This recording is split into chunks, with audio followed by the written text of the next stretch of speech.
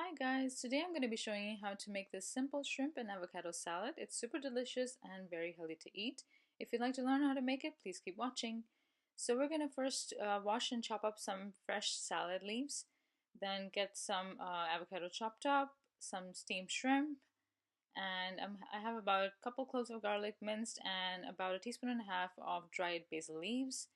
Then we have some black pepper and some mayo. So I'm gonna just go ahead and put all the ingredients into a bowl, and this is how it looks. I just wanted to show you the ingredients, and now we're just gonna go ahead and whip up all the condiments into a bowl. And I wanted to show you what they are, and I'm just gonna mix them up and taste test it over here. Taste the salt, pepper, and if you need to add anything extra to it. I just eyeballed all them, so that's what you can do.